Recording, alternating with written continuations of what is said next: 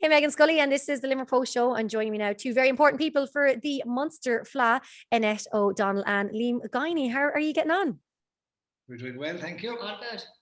Now, do tell me, how did you secure the Munster Fleadh for Newcastle West? Like, what goes on behind the scenes to make this happen?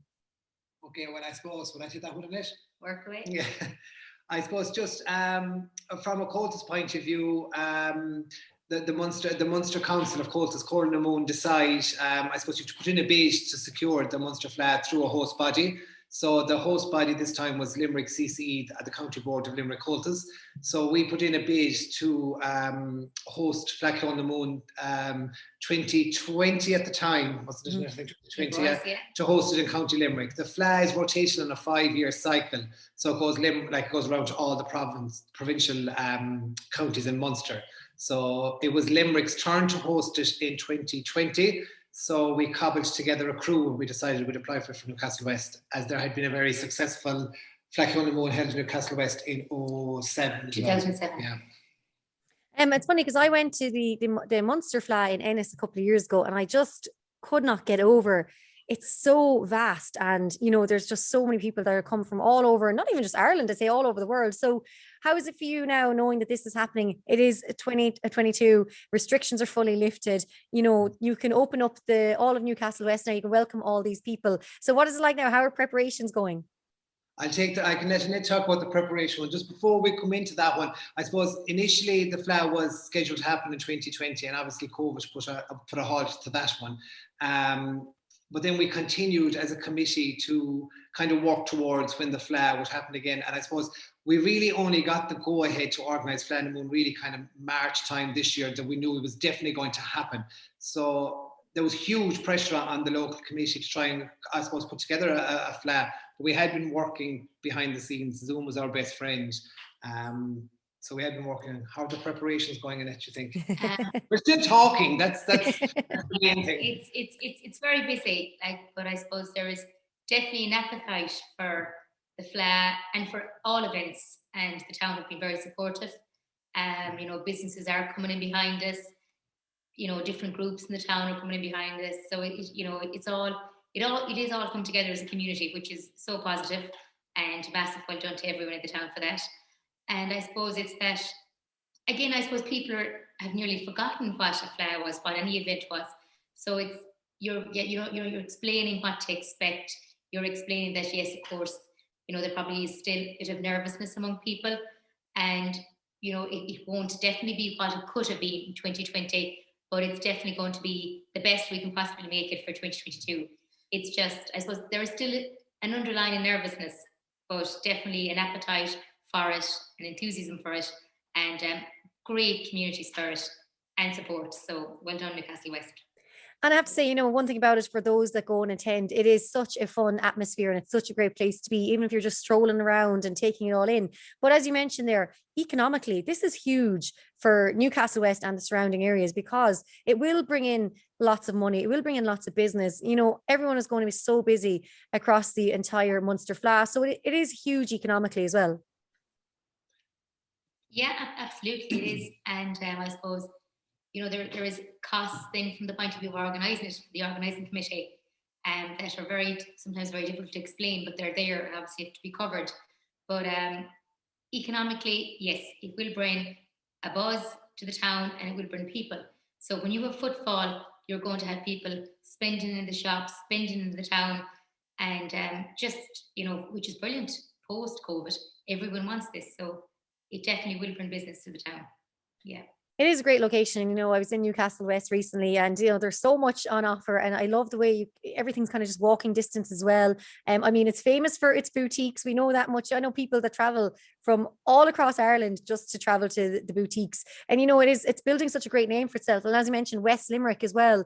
It's a great side of Limerick for promoting itself for everything that's happening now. And I think it's a huge opportunity for Newcastle West now. You're going to have camera crews there, some of the top musicians from all over coming to the Fleadh. So, it's a great way to, I guess, put music on the map for West Limerick. Absolutely, and you hit the nail on the head. Newcastle West is a great town for it. You've got the square, you've got the castle. And when we were designing the programme of events that that were going to happen around Fleadh Cheoil, we were very conscious to use those facilities and bring some music into the town, you know, as much as we could as well, because the competition side is obviously the bread and butter of the event, but we were conscious to kind of build events around that, you know, and the gig rig is a big part of that. So there'll be a couple of hours of free open air entertainment there down the castle grounds, you know, on the Thursday and Friday night.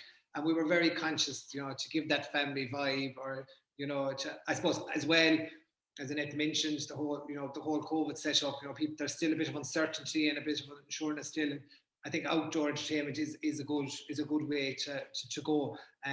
We're also hoping on the Saturday afternoon to run a street entertainment competition where groups could enter to compete in this competition, and that's also hoped to bring music to the streets of Newcastle West, you know.